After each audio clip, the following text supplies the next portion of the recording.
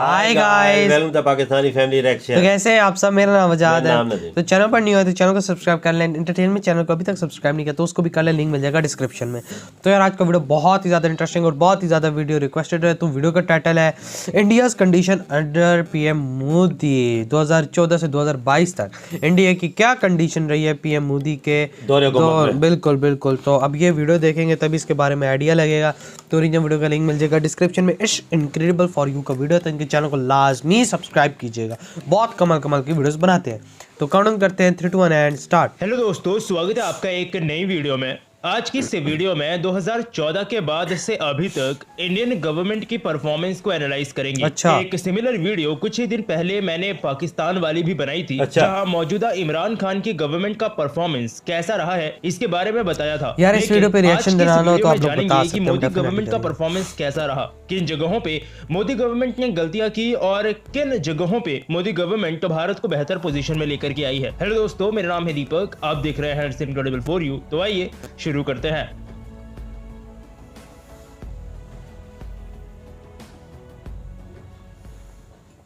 तो शुरुआत करेंगे हम लोग इकोनॉमी से। और जब ये नई गवर्नमेंट यानी मौजूदा बीजेपी गवर्नमेंट पावर में आई थी तब 2014 में इंडिया की जीडीपी जस्ट $2 ट्रिलियन को क्रॉस कर ही रही थी। और अभी इस वक्त इंडियन जीडीपी $3.1 ट्रिलियन है। ये बिल्कुल उससे कम है जो कि पहले एक्सपेक्ट किया गया था, क्योंकि कोरोना वायरस ने 2020 में फिर भी 1 ट्रिलियन ऊपर पीएम मोदी कर गया। ये ग्राफ आप देख सकते हो, जहां इंडियन इकोनॉमी धीरे धीरे ग्रो कर रही थी और अचानक से एक शार्प डिप आता है 2020 में। और ये वही टाइम था जब भारत में लॉकडाउन लगा दिया गया था, कई रोजगार बंद हो गए थे और इसका सीधा असर पड़ा था हमारी अर्थव्यवस्था पे। इंडियन जीडीपी का ग्रोथ रेट हर साल बीजेपी के आने के बाद कितना रहा है आप अपनी स्क्रीन पर देखो। बीजेपी के बाद देखो 7 8 6 2020 तक का सारा डेटा मिलेगा। ये वर्ल्ड बैंक का डेटा है और इसमें 2020 में ब्रेक लग गया जब जीडीपी ग्रोथ रेट नेगेटिव में चली गई। 2020 में ग्रोथ रेट नेगेटिव 7.25 रहा, लेकिन उसके बाद रिकवर इसको जल्दी कर लिया गया जब वर्ल्ड बैंक ने 2021 में ग्रोथ रेट को 8.3% रहने का अनुमान लगाया है। लेकिन इकोनॉमी के साथ साथ एक और चीज को फटका पड़ा था, जो था हमारा ट्रेड। लेकिन अभी अच्छी बात यह है कि इंडिया का ट्रेड वापस से बढ़ना शुरू हो गया है। जस्ट 2 दिन पहले आई एक रिपोर्ट ने बताया है कि पिछले साल के खत्म होते होते दिसंबर में हमें इंपोर्ट और एक्सपोर्ट में काफी ह्यूज जंप देखने को मिला है। ग्राफ आपके लिए मैं लगा दूंगा, जहां ऊपर वाली लाइन इंपोर्ट दर्शा रही है और नीचे वाली एक्सपोर्ट को। पिछले फाइनेंशियल ईयर के मुकाबले इस साल हमें शुरुआत में एग्रीकल्चरल और प्रोसेस्ड फूड प्रोडक्ट्स के एक्सपोर्ट में भी 15% का राइज देखने को मिला था। 2 महीने पहले नवंबर में काफी सारी मीडिया आउटलेट्स ने इस चीज को रिपोर्ट किया था। लेकिन इसी के साथ एक और चीज रिपोर्ट की थी, जो की थी गरीबी यानी कि पॉवर्टी से रिलेटेड हिस्ट्री से ही इंडिया ने धीरे धीरे कोशिश की है कि पॉवर्टी को देश से खत्म किया जाए। और अभी मौजूदा गवर्नमेंट ने भी जरूर कोशिश की है और काफी सारी स्कीम्स इसी का एग्जाम्पल है, जो कि लोगों की मदद के लिए गवर्नमेंट टाइम पे निकालती है। लेकिन इंडिया की इस मेहनत पे पिछले साल कोरोना ने काफी पानी फेर दिया। 45 सालों बाद पिछले साल एक ही साल में सबसे ज्यादा लोग गरीबी रेखा के वापस नीचे चले गए। कारण इसका वही रहा जो आप लोगों को भी पता होगा कि कितने लोगों की जॉब चली गई। छोटे बिजनेसेस जैसे छोटे रेस्टोरेंट्स या इंडिया में हजारों जगह ढाबे होते हैं, स्ट्रीट वेंडर्स होते हैं। कोरोना ने बहुत कुछ खत्म कर दिया। लेकिन इंडिया में अर्थव्यवस्था बढ़ने के साथ और पेंडेमिक के धीरे धीरे खत्म होने के साथ इंडिया की पॉवर्टी में वापस से कमी आने लगेगी, जो कि वर्ल्ड बैंक ने बताया है। और खास तौर पे ये कि अगर इंडिया वापस बहुत ज्यादा इफेक्ट नहीं होता है कोरोना से, भारतीय अर्थव्यवस्था अपने ट्रैक्स पर चलती रहती है, तो पॉवर्टी इंडिया में 2022 के खत्म होते होते 10% तक पहुंच जाएगी। लेकिन हाँ, इसमें कंडीशन है वो ये कि इंडियंस को वापस वो टाइम ना देखना पड़े जो कि हमने एक बार कोरोना में देख लिया है। और इसी से मुझे एक और टॉपिक याद आया है, लेकिन इसका जवाब मैं आप लोगों से जानना चाहूंगा। सवाल सुनने के बाद वीडियो पॉज करके नीचे कमेंट सेक्शन में जवाब लिखिएगा। आपने इंडिया की ग्रोथ रेट देख ली बीजेपी के टाइम पे। 2020 में ग्रोथ रेट नेगेटिव हो गई थी, वो भी आपने देखा। कोरोना बहुत बुरी तरह देश में फैला, वो भी देखा। सवाल ये है कि क्या आप मौजूदा गवर्नमेंट से इस चीज में संतुष्ट हैं जैसे उन्होंने इकोनॉमी और कोरोना को देश में हैंडल किया था, या आपको लगता है कि देश में अगर कोई दूसरी पार्टी की सरकार होती, वो कोई भी हो, वो इकोनॉमी और देश को भी ज्यादा बेहतर तरीके से हैंडल करते? नीचे कमेंट सेक्शन खुला है, जवाब जरूर लिखिएगा। चलिए आप लोग भी बता सकते हैं। अगली चीज की तरफ लेके जाऊंगा, जो कि है डिजिटल इंडिया। मोदी गवर्नमेंट द्वारा लॉन्च किए गए 2-3 प्रोजेक्ट्स या स्कीम की ही मैं यहाँ पर बात करूंगा, जिनमें से एक है डिजिटल इंडिया। और डिजिटल इंडिया लिटरली बहुत ज्यादा सक्सेसफुल रहा है इस गवर्नमेंट के टाइम पे। इंडिया के ई कॉमर्स मार्केट जिस रफ्तार से बढ़ी है पिछले कुछ सालों में, आप ग्राफ में देख सकते हो। 2014 में ये $14 बिलियन थी, जो 2021 में बाद में बढ़कर $84 बिलियन तक पहुंच गई थी। 2027 तक यही मार्केट $200 बिलियन को क्रॉस कर जाएगी। और इसके साथ साथ डिजिटल ट्रांजैक्शंस में भी इंडिया इस वक्त दुनिया में नंबर 1 पर है।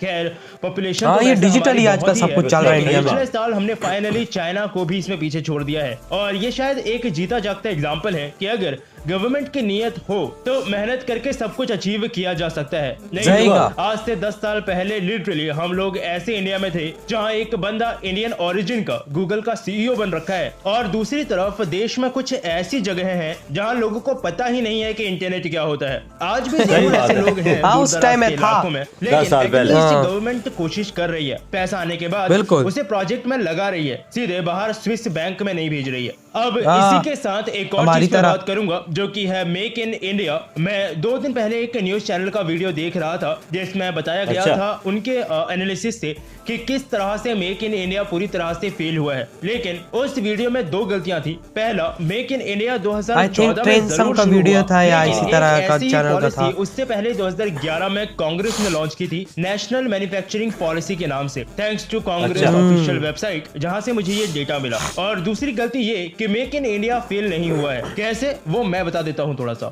बिल्कुल नहीं फेल हुआ भाई, किधर हुआ है? वजह से 2017 में किया ने पहला मैन्युफैक्चरिंग प्लांट इंडिया में बनाने के लिए अनाउंसमेंट किया था। $1.1 बिलियन का डायरेक्ट इन्वेस्टमेंट इससे भारत में आया था। $1.03 बिलियन का मैन्युफैक्चरिंग प्लांट पीएसए ग्रुप ने तमिलनाडु में बनाने के लिए उसी टाइम अनाउंस किया। French drone manufacturer LH aviation एक ड्रोन मैन्युफैक्चरिंग प्लांट इंडिया में लगाने वाला है। इलेक्ट्रॉनिक्स का जितना इन्वेस्टमेंट इससे भारत में आया है वो मैं वीडियो में बता भी नहीं सकता, नहीं तो वीडियो बहुत लंबी हो जाएगी। उसको दिखाने के लिए वीडियो 30 मिनट का चला आपको उसकी पिक्चर दिखा देता हूँ। फॉक्सकॉम, ये मेट्रोला बहुत है बे। Pharmaceuticals, ports and shippings, railways, जहां पे एल्स्टॉम जो कि हमारी सबसे पावरफुल लोकोमोटिव बना रही है इंडिया में, काफी सारी मेट्रो ट्रेन्स बना रही है। ट्रेन 18 एक बहुत बढ़िया एग्जांपल है मेक इन इंडिया का। उसके अलावा renewable energy, space technology, thermal power, textile garments और सबसे सक्सेसफुल डिफेंस इक्विपमेंट्स, जिसमें अब डिफेंस इक्विपमेंट्स को एक्सपोर्ट करने लगे हैं। देखो ना, मिसाइल का नाम सुना होगा आपने। मेक इन इंडिया के तहत रूस के इसके बारे में डील हुई थी, जिसमें हमने naval frigates, twin engine utility helicopters और ब्रह्मोस क्रूज मिसाइल के बारे में डील किया था। आज ये ना सिर्फ हमारे पास है, फिलीपींस ने इंडिया से ब्रह्मोस मिसाइल खरीदने के लिए बात कर ली है। यानी हमें हमारे ब्रह्मोस मिसाइल का पहला ग्राहक भी मिल गया है। एक ऐसे फेज से उठकर जहां हम हथियार सारे नहीं लेकिन ज्यादातर इंपोर्ट किया करते थे, आज हथियार ना सिर्फ बना रहे हैं बल्कि एक्सपोर्ट भी कर रहे हैं। ये बात है, इस पे तो पाकिस्तान मजाक उड़ाता था इंडिया मुझे तो भैया इसमें मेक इन इंडिया की वजह से इंप्रूवमेंट दिखता है और साथ ही मेक इन इंडिया सक्सेसफुल भी दिखता है। लेकिन हाँ, मेक इन इंडिया के कुछ टारगेट्स थे जिसमें 100 मिलियन नई जॉब्स क्रिएट करनी थी 2022 तक, जो अचीव नहीं हो पाया। साथ ही जीडीपी में मैन्युफैक्चरिंग सेक्टर का कंट्रीब्यूशन 25% तक करना था, जो भी ये गवर्नमेंट नहीं कर पाई। मुझे पर्सनली लगता है कि ये सब अचीव हो सकता है, लेकिन टाइम देना पड़ेगा गवर्नमेंट को। सब अचीव यार, कोरोना भी तो आया है ना, मसला ये है ना। शायद गवर्नमेंट ने 2 साल तो कोरोना ले गया। इसके अलावा इस गवर्नमेंट के टाइम पे ही भले ही वो भारत के अंदर ease of doing business ranking हो, इनोवेशन रैंकिंग हो, भारत की रैंकिंग लगभग सब में सुधरी है। आप लोगों के लिए वो रैंकिंग पहले कितनी थी और अब कितनी हो गई है मैं स्क्रीन पर लिख दूंगा, क्योंकि वो मुझे अभी एकदम मुंह जुबानी याद नहीं है। लेकिन भले ही रैंकिंग सुधरी हो, इंडिया के अंदर काफी सारी स्कीम्स सक्सेसफुल रही हो, लेकिन एक चीज में ये गवर्नमेंट फेल रही है मेरे हिसाब से, कौन सी है? एम्प्लॉयमेंट। जी हाँ, रोजगार देने में ये गवर्नमेंट फेल रही है। हम भले ही बिजनेस रैंकिंग बेहतर बना ले, खुद को धीरे धीरे ऊपर उठा ले, लेकिन इंडिया बहुत ही यंग कंट्री है। बहुत बड़ी पॉपुलेशन इंडिया में 30 साल से नीचे है, और ये वो पॉपुलेशन है जो इंडिया को बहुत आगे लेकर जा सकती है। बिल्कुल अपॉर्चुनिटीज नहीं होने की वजह से फिर वही पॉपुलेशन देश पर बोझ बन जाती है, और इसमें उनकी गलती नहीं है, गवर्नमेंट की गलती है। एक रेलवे का एग्जाम होने में, रिजल्ट आने में, जॉब लगने में अगर देश में 4 से 5 साल लग जा रहे हैं, वो भी स्टूडेंट्स और टीचर्स के प्रोटेस्ट के बाद, तो फिर तो सिस्टम में गड़बड़ी है ना। और ऐसी ही एक और गड़बड़ी रही इस गवर्नमेंट की नोटबंदी, याद होगी आपको शायद। डिमोनेटाइजेशन वैसे गड़बड़ी नहीं थी, लेकिन जैसे उसको इम्प्लीमेंट किया गया था वो गड़बड़ी थी। मोदी जी का एक तो ये बड़ी थक लाइफ रहती है कि 8 बजे टीवी में आते हैं और सीधा बोल देते हैं कि 12 बजे से ये नहीं चलेगा, अब देख लो अपना। वैसे डिमोनेटाइजेशन एक फायदा भी रहा इंडिया को, मोदी जी जो बोल दिया वो हो गया। लेकिन इंडिया थोड़ा सा डिजिटल पेमेंट की तरफ आगे बढ़ा था, लेकिन उसके जस्ट बाद ये गवर्नमेंट जीएसटी ले आई। मेरे ख्याल में एक और बड़ा ब्लंडर, यही जीएसटी अगर गवर्नमेंट थोड़ा रुक करके लेकर के आती तो बेहतर होता, क्योंकि छोटे व्यापारी जो पहले से ही डिमोनेटाइजेशन की वजह से दिक्कत में थे, जीएसटी उनके लिए उस अभी सुबह के 8:30 बजे पीएम मोदी का नोटिफिकेशन आया, गवर्नमेंट का अच्छा वो लाइव आ चुके हैं। लेकिन कुछ ऐसी चीजें भी रही जो बेहतर हो सकती थी। लेकिन आखिर में जाते वक्त मैं एक चीज को पॉइंट आउट जरूर करूंगा जो इस गवर्नमेंट का मेरे लिए अभी तक का सबसे बेस्ट रहा, वो है इस गवर्नमेंट का इंटरनेशनल रिलेशंस को संभालने का तरीका। ये चीज के लिए सोचा जाए या आप लोग ही सोचो, आपको सोचकर बड़ा अजीब लगेगा कि हम बिलियंस ऑफ डॉलर्स का ट्रेड चाइना के साथ कर रहे हैं, लेकिन साथ ही अमेरिका से भी रिलेशंस अच्छे बनाए हुए हैं। अमेरिका से अच्छे रिलेशंस हैं, इसके बावजूद रूस के साथ मिलकर ब्रह्मोस जैसी क्रूज मिसाइल बना रहे हैं। रूस से ही S-400 जैसा डिफेंस सिस्टम भी खरीद रहे हैं और हथियार खुद बनाकर बाहर एक्सपोर्ट भी कर रहे हैं। मतलब सबके साथ नॉर्मल रिलेशंस हैं, कोई घर का जमाई भी नहीं है और ना ही कोई खानदानी दुश्मन है। सिर्फ अपने एक पड़ोसी को छोड़ के। अब वो तो भैया इमरान खान मानते ही नहीं भाई साहब, उनका क्या करे। इमरान खान के बारे में ज्यादा जानना हो तो पाकिस्तान वाली वीडियो जरूर देखिएगा। टू बी ऑनेस्ट, अगर पाकिस्तान चाहे तो अच्छे रिलेशंस क्रिएट कर सकते हैं। इस गवर्नमेंट की काफी बेहतर रही और मुझे जो चीज अच्छी लगी वो ये कि हम किसी के सामने अच्छा बनने के लिए उनकी साइड नहीं लेते। चीन से भले ही बिलियंस ऑफ डॉलर्स का ट्रेड हो, लेकिन कंट्री में बात आती है तो उनको गोलगप्पा खिलाने से भी नहीं चूकते।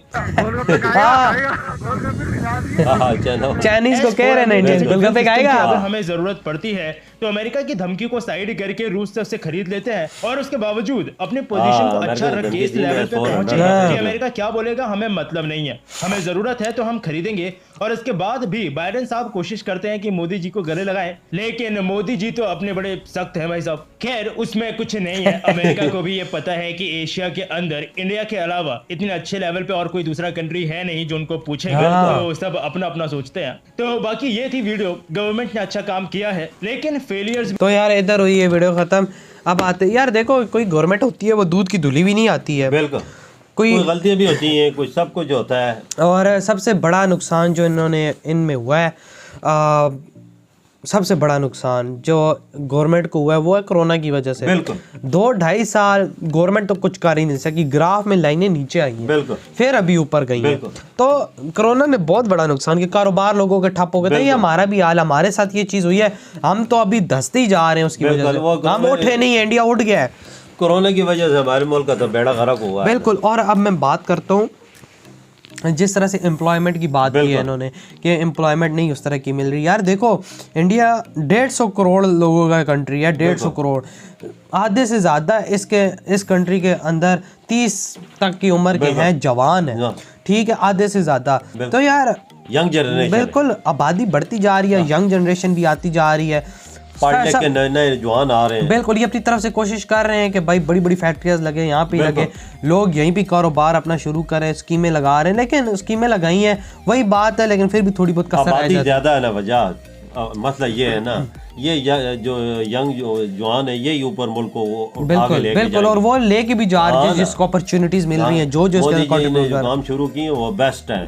उसे इनकार बंद नहीं करता। बिल्कुल बाहर के देखो ना, पूरी दुनिया के साथ अच्छा रिलेशन इन्होंने क्रिएट किया, सिवाय पाकिस्तान को छोड़ के। चाइना के साथ ट्रेड भी है, बिल्कुल फॉरेन पॉलिसी बहुत कामयाब रही है, इस पे भी शक नहीं है। बिल्कुल। और जो इनके ग्राफ बताए गए हैं, डिजिटल इंडिया का जो बताया गया है वो किस तरह ऊपर बूम कर रहा है, 2027 तक $200 बिलियन तक पहुंच जाएगा। तो दुनिया में तो फिर नाम ही इंडिया का आता है वजह, इसमें डिजिटल इंडिया ये इसमें आजकल बिल्कुल पेमेंट्स इंडिया में सबसे ज्यादा डिजिटल ही होती हैं। सही बस कितना हुआ ये लो जी पे कर दिया। वो तो नकद लोग नहीं खरीदारी करते, लोग डिजिटल करते हैं। बिल्कुल यही बात है, सही कहा आपने। तो यार हम लोग तो यार यही बोलेंगे कि मतलब बीजेपी ने जितना इन 7-8 सालों के अंदर वर्क किया है, मतलब बहुत अच्छा किया, जबरदस्त। देखें यार 7-8 सालों के अंदर 1.1 या 1.2 ट्रिलियन इकॉनमी पहुंचा दी है। बिल्कुल। अगर यही कोरोना ना होता तो इन्होंने 5, 6, 7 तक इकॉनमी अपनी ले जानी। बिल्कुल ले जाते वजह कोरोना ना दो होता है, सालों तो में कोई बहुत काम- डैमेज किया है इंडिया को वजह यार। जो 6-7 साल मोदी जी के हुए उन्होंने बहुत अच्छे काम किए हैं। ऐसे भी हालात होते हैं कोई काम नहीं भी हो सकते। बिल्कुल, अब ये ऐसे तो भी नहीं है होते- कि यार गवर्नमेंट दूध की धुली भी होती है या